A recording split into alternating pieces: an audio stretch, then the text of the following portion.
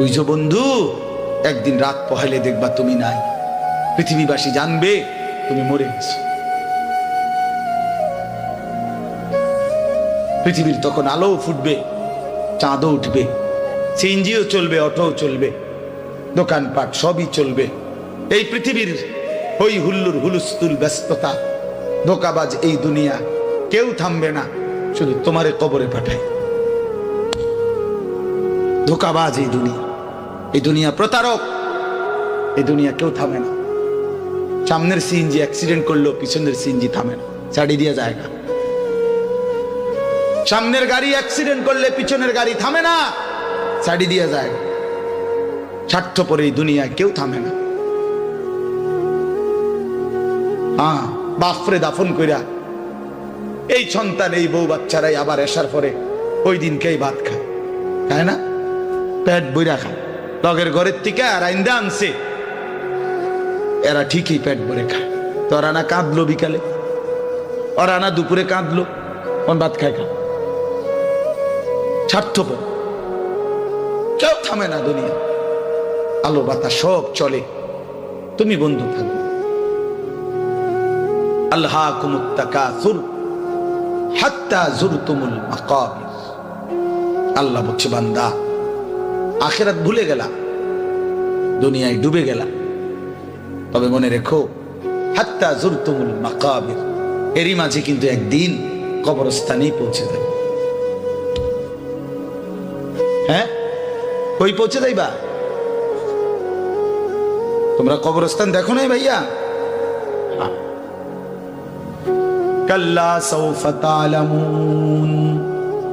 আল্লাহ বলে, কবরে আসলেই আমি বুঝাই দেব বান্দা আমার নাফরমানির শাস্তি কেমন। সুম্মা কাল্লা সাউফা তা'লামুন।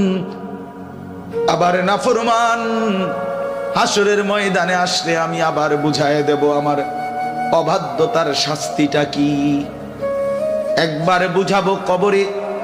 তাফসীরের মধ্যে আছে কাল্লা সাউফা তা'লামুনা ফিল কবরি সুম্মা কাল্লা সাউফা তা'লামুনা ফিল আখিরা। আল্লাহ বলে, একবার কবরে বুঝাইবো আমারে ত্যাগ করা, আমার নাফরমানি, আমারে সিজদা না করার শাস্তিটা কি। কবরেই টের পাইবা। ওয়ায়ুকাইয়াদু লাহু মালাকুন আমা ওয়া আসাম্মু আবকাম। নবী বলেন, নাফরমানের কবরে এমন একজন ফেরেশতা পাঠানো হবে, যেই ফেরেশতা অন্ধ, বোবা, বধির, চোখেও দেখে না, কানেও শোনে না, জবানেও কথা বলতে পারে না। ফায়ুদরাবু লাহু বিমিতরাকাতিন মিন হাদিদ গরবাতান বাইনা উদুনাইহি। আল্লাহর নবী বলেন, ওই ফেরেশতা ওই নাফরমান পাপীকে লোহার হাতুড়ি মুগুর দিয়ে দুই কান বরাবর এমন জোরে আঘাত মারবে, ফায়াসিহু সাইহাতান ইয়াসমাউহা মান ইয়ালিহি ইল্লা তাকালাইন। নবী বলে, নাফরমান এত জোরে চিৎকার করবে, মানুষ এবং জিন ব্যতীত আল্লাহর সব সৃষ্টি শুনবে।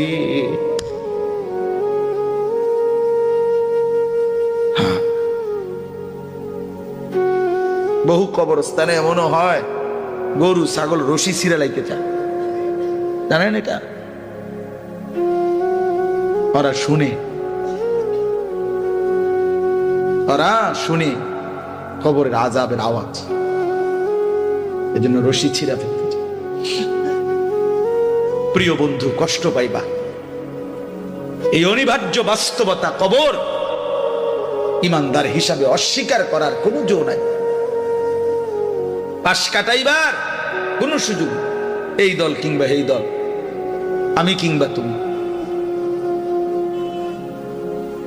কেহই অনিবার্য এই সত্য, চিরন্তন এই বাস্তবতা, নিদারুণ এই সত্য, কবর, আখিরাত, মৃত্যু, এটাকে পাশ কাটাবার সুযোগ নাই, নাই।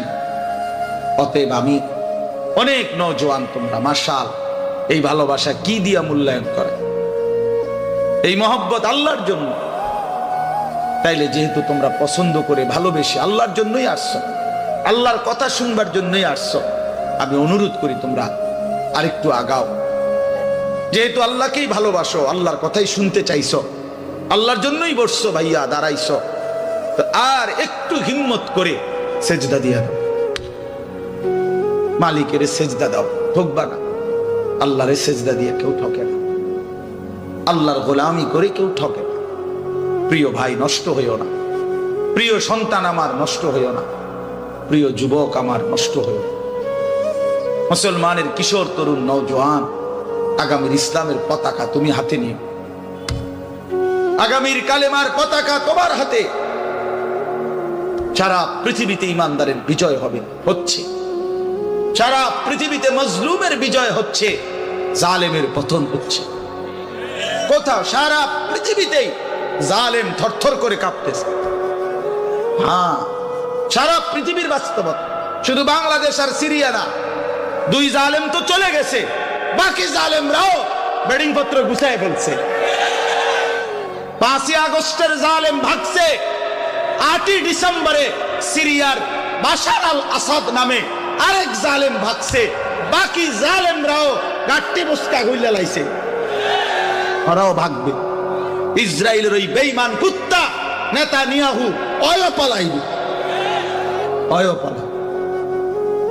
বার্মার বেঈমান ওরাও পালাবে, ইন্ডিয়ার বেঈমানও পালাবে। কোন সন্দেহ, বিজয় ইমানদারের হবে ইনশাআল্লাহ, ইনশাআল্লাহ, ইনশাআল্লাহ। কালেমার বিজয় হবে। আমি না থাকলে সমস্যা নাই, আমি শহীদ হয়ে গেলে কোনো অসুবিধা নাই, আমার মতো হাজার লাখ শহীদ হলে কোনো অসুবিধা নাই, কিন্তু বিজয় ইমানদারেরই হবে। কোন ষড়যন্ত্র বাংলাদেশে বাস্তবায়ন হবে না। ইসকন লীগ দিয়েও ষড়যন্ত্র বাস্তবায়ন হবে না, সাদ লীগ দিয়েও ষড়যন্ত্র বাস্তবায়ন হবে না।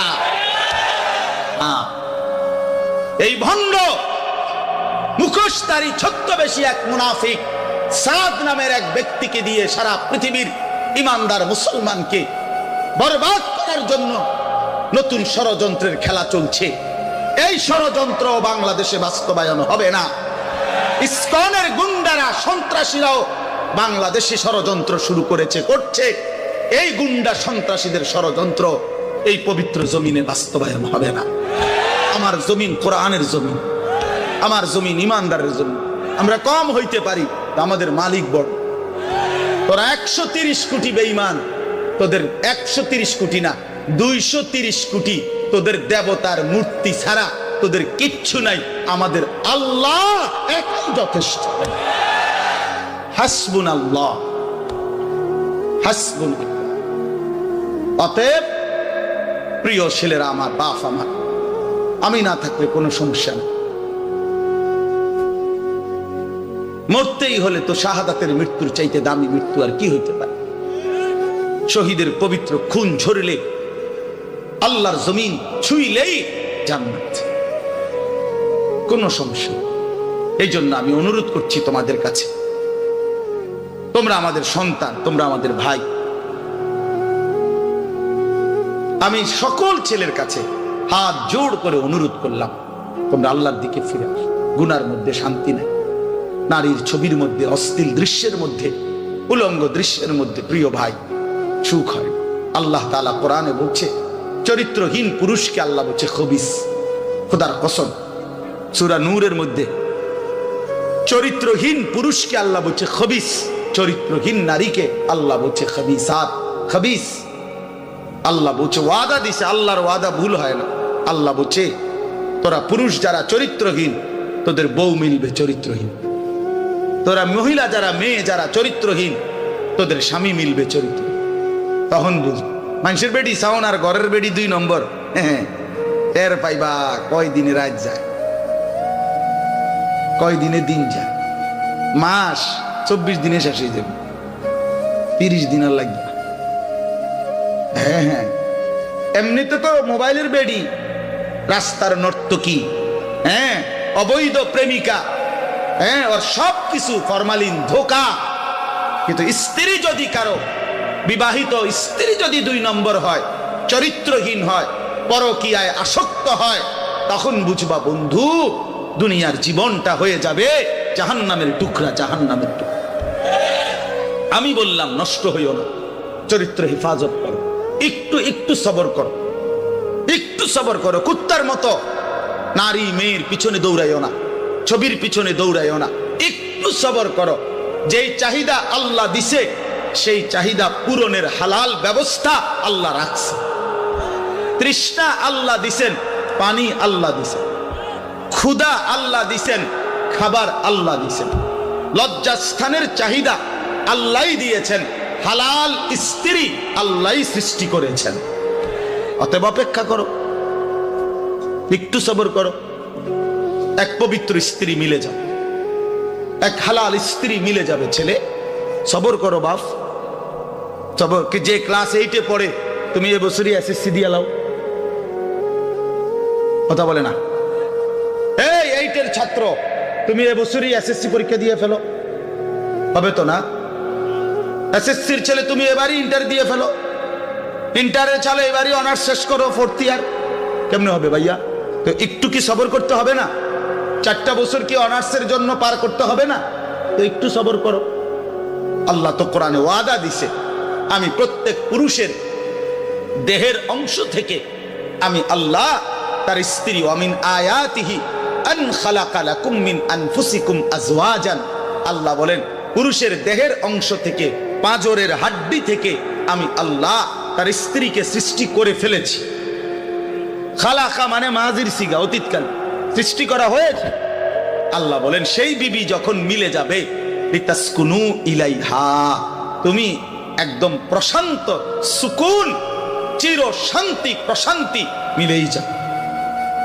এই জন্য আমি অনুরোধ করছি, অনেক বয়স্ক বাবারা আছেন আপনাদের সামনে, এর চাইতে খোলামেলা আর বলা সম্ভব না আমার নওজোয়ান ছেলেদেরকে, নইলে আলাদা পাইলে আরো কইত।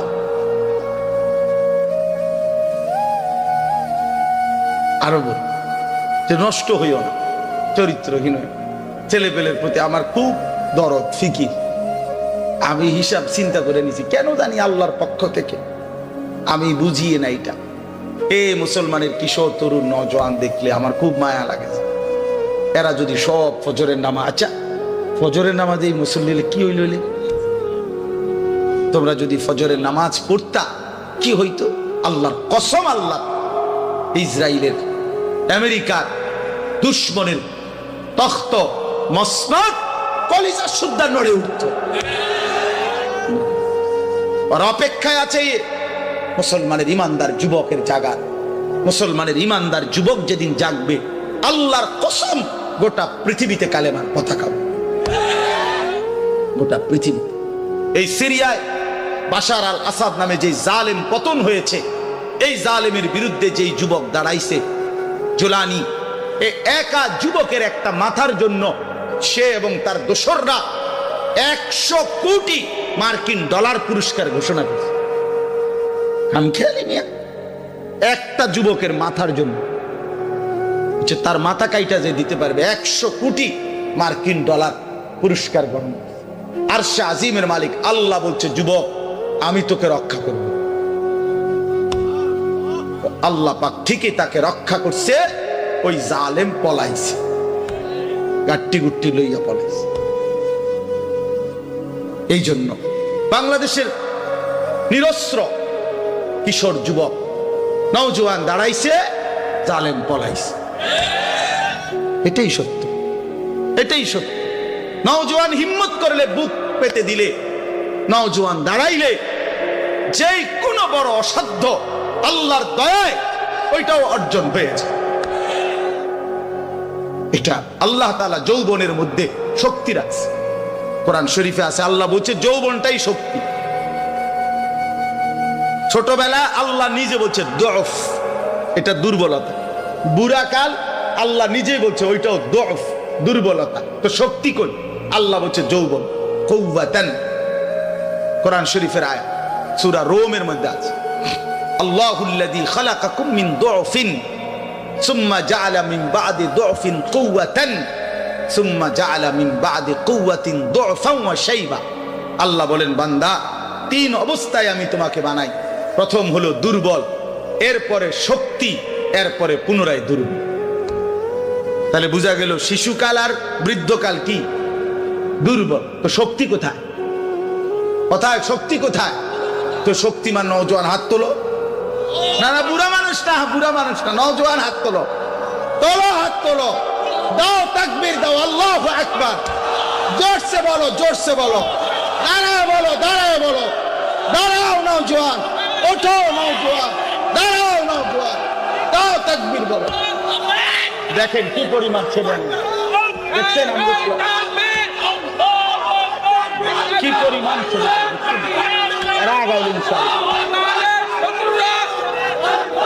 বসো বসো, দাঁড় করাই দিলাম আল্লাহর জন্য। কার জন্য? আমার কাছে কিতাব আছে, আমি নিজে পড়ছি, আল্লাহর কসম, হাদিসে কুদসি আল্লাহ বলে, ইয়াবনা আদম, শুনতেছো ভাইয়া? ইয়াবনা আদম কুম ইলাইয়া আমশি ইলাইকা। আল্লাহ বলে, বান্দা তুমি আমার জন্য দাঁড়াও, আমি তোমার জন্য হাঁটবো। আমশি ইলাইয়া উহারবিলু ইলাইকা। এরপরে আল্লাহ বলে, বান্দা তুমি আমার জন্য হাঁটতে শুরু করো, আমি আল্লাহ রহমত নিয়ে দৌড়তে শুরু করব। এই জন্য কুম ইলাইয়া, আল্লাহ আমার জন্য দাঁড়াও, আমশি ইলাইকা, আমি তোমার জন্য হাঁটব, আমি হাঁটব। তুমি একটু আসো, আমি তার চাইতে বেশি আসবো। তুমি আসবা এক বিঘত, আমি মাওলা আসবো এক হাত। তুমি আসবা এক হাত, আমি আসবো দুই হাত। তুমি আসবা হাঁটতে হাঁটতে, আমি আসবো দৌড়তে দৌড়তে। আতাইতুকা হারওয়ালা, তুমি আসো বান্দা। রাতে আসলে রাতে মাফ, দিনে আসলে দিনে মাফ। ইন আতাইতানি লাইলান আতাইতুকা লাইলান। আল্লাহ বলে, বান্দা রাত গভীরে গুনাহ নিয়া মাফ চাইতে আমার কাছে আইসো। আতাইতুকা লাইলান, মাগফিরাত নিয়ে আমি তোমার কাছে রাতেই আসবো। ওয়া ইন আতাইতানি নাহারান আতাইতুকা নাহারান। তুমি আমার কাছে গুনাহ নিয়া যদি দিনে আসো, আমি মাগফিরাত নিয়ে দিনেই আসবো। তুমি আসবে যখন, আমি আসবো তখন। তুমি যদি আসমান ছোঁয়া গুনাহ নিয়া আমি আল্লাহর দিকে ফিরো, তওবা করো, গুনাহ ছেড়ে দাও, আর করবা না, ওয়াদা দাও, নতুন করে আমল শুরু করে দাও, আমার কাছে মাফ চাও। আল্লাহ বলেন, বান্দা আমি ওয়াদা দিলাম, লাউ বালাগাত যুনুবুকা আনানাস সামা সুম্মা ইস্তাগফারতানি গফারতু লাকা ওয়ালা উবালি। আসমান পর্যন্ত যদি গুনাহ পৌঁছে যায়, এরপরও যদি সঠিক নিয়মে তওবা করো, তাহলে আমি ওয়াদা দিলাম, কোনো পরোয়া না করে আমি আল্লাহ মাফ করে দেব। এই জন্য প্রিয় ভাই আমার, বন্ধু আমার, সাথী আমার, আমরা আল্লাহর দিকে ফিরবো ইনশাআল্লাহ। 5 ওয়াক্ত নামাজ পড়বো ইনশাআল্লাহ। ফজরের নামাজ পড়ো, ফজরের নামাজ, ফজরের সেজদা দাও, দেখবা কপাল খুলে যাবে। মান সাল্লাল ফজরা ফাহুয়া ফি জিম্মাতিল্লাহ। নবী বলছেন যে ফজরের নামাজ পড়লো, সে আল্লাহর জিম্মায় চলে গেল। আল্লাহ ডাক দিল, আনেস ফজরের নামাজ পড়লি, তোর সারা দিন আমি দেখো। ঘাবড়াইস না, আমি আছি, আমি আছি। আল্লাহ তাআলা আমাদেরকে তৌফিক দান করেন, আল্লাহ তাআলা আমাদেরকে কবুল করে নেন। আমি 6টা আয়াত পড়ছি, এখন শুধু আর তরজমা বলবো, তাইলে আমার কথা শেষ। 30 নম্বর পারা, 83 নম্বর সূরা। সূরাটার নাম হলো তাতফিফ, মুতাফফিফিন। এই সূরার প্রথম 6টি আয়াত আমি তেলাওয়াত করছি। আল্লাহ তাআলা বলেন, ওয়াইলুল লিল মুতাফফিফিন, যারা তাতফিফ করে তাদের জন্য দুর্ভোগ, লাঞ্ছনা, আযাব, জাহান্নাম। যারা তাতফিফ করে, ব্যাখ্যা বলতেছি পরে, আগে যেটা কইছি এটা শুনেন। যারা কি করে? তাতফিফ, তো আকার তা, ত তাত, ফ দীর্ঘিকার ফি, ফ, এই তাতফিফ। বুঝছেন নি শব্দটা? কথাটা বুঝছেন কিনা বলেন না? এখন ব্যাখ্যা বলতেছি। তো আল্লাহ বলেন, যারা তাতফিফ করে তাদেরকে বলে মুতাফফিফ, তাদের জন্য জাহান্নাম। এই শব্দটার দুইটা অর্থ। এক নাম্বার মূল অর্থ হইল ওজনে কম দাও। কি দেওয়া? ওয়াইলুল লিল মুতাফফিফিন। আল্লাহ বলেন যারা ওজনে কম দেয়, ঠকায়, প্রাপককে তার প্রাপ্য কম দেয়, তার জন্য জাহান্নাম, দুর্ভোগ, লাঞ্ছনা, আযাব। এই জন্য তাফসীরের মধ্যে আছে এই সূরার শুরুতে মদিনায় যখন আল্লাহর নবী সাল্লাল্লাহু আলাইহি সাল্লাম মক্কা থেকে হিজরত করে মদিনায় গেছেন, তো নবীজি মদিনার বাজারে দেখছেন যে মদিনার ব্যবসায়ীরা, মানে তখনকার ইয়াসরিবের, তারা ব্যাপকভাবে মানুষকে ঠকায় ওজনে মাফ। তখন সর্বপ্রথম আল্লাহর পক্ষ থেকে মদিনায় নবীজি হিজরত করে মদিনায় যাওয়ার পর সর্বপ্রথম যেই সূরা নাজিল হইছে মদিনায়, এটাই সূরা, মদিনায় অবতীর্ণ প্রথম সূরা, সূরা তাতফিফ। আর আল্লাহ বলেন ওয়াইলুল লিল মুতাফফিফিন, সাবধান তোমরা যারা ওজনে কম দিচ্ছ, তোমাদের জন্য জাহান্নাম। এই যে বলছে প্রথম দিন মদিনায় হিজরতের পরে প্রথম আয়াত, সেই থেকে নিয়ে ইমানদাররা এই আচরণ ইয়াসরিবের মানে মদিনার মুসলমান ছেড়ে দিছে। এই মন্দ অভ্যাস আজকে 1450 বছর পরেও মদিনার ব্যবসায়ীদের ওজন 100 নিখুঁত, এখনো এই ঐতিহ্যটা, এখনো আমরা এইটা ঐতিহাসিকভাবে প্রমাণিত। এখন মদিনার ব্যবসায়ী একেবারে পাক্কা ঠকায় না, ঠকায় না। আল্লাহর নবী সাল্লাল্লাহু আলাইহি সাল্লাম হাদিসের মধ্যে আছে মদিনার সমস্ত কিছুর জন্য নবী দোয়া করছেন, এমনকি এই মদিনার দাড়ি পাল্লা বাটখারার লাগেও নবী দোয়া, আল্লাহুম্মা বারিক লানা ফি মুদ্দিনা ওয়া সাইনা ওয়া তামারিনা। আল্লাহ আমাদের মদিনার এই ফাল্লি বাটখারা এটির মধ্যে বরকত দিন, বুঝছেন না, এর মধ্যে বরকত চাইছে।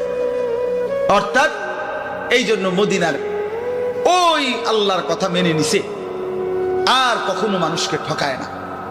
আমি নিজে দেখছি, সব সময় কতবার দেখছি মদিনার ব্যবসায়ী আপনার, আমি দেখছি একদিন এই আতর সহ কিতা কিতা কিনছে বেটা, তো দাম নিয়া মাইপা টাইপা দেওয়া ঠিক করার পরে দাম নিয়ে তর্ক, সাথে সাথেই এই লোক ক্রেতা ওই দোকানদারকে একটা শব্দ শুধু বলছে, মানে দাম নিয়ে যখন ফেস লাগছে, ওই বেটাও আরবি, এ বেটাও আরবি, তো এ বেটায় আরবি, এই বেটা হরে কইতেছে সাল্লি আলান নবী, নবীজির উপরে দুরূদ পড়ো। এ একার মনে যেন আগুনের মধ্যে পানি দিয়ে একে ঠান্ডা, একদম ঠান্ডা, হে সাথে সাথে বলছে আল্লাহুম্মা সাল্লি আলা মুহাম্মদ। এরপর আর কোনো কথা নাই যে ঠিক আছে, এ হের বলতেছে তুই যা বলছো তাই, খালাস, মাফি মুশকিল, কোনো সমস্যা। আল্লাহ তাআলার হুকুম তারা এভাবে মানছে। ওয়াইলুল লিল মুতাফফিফিন, আল্লাহ বলছে যারা ওজনে কম দেয় তাদের জন্য জাহান্নাম।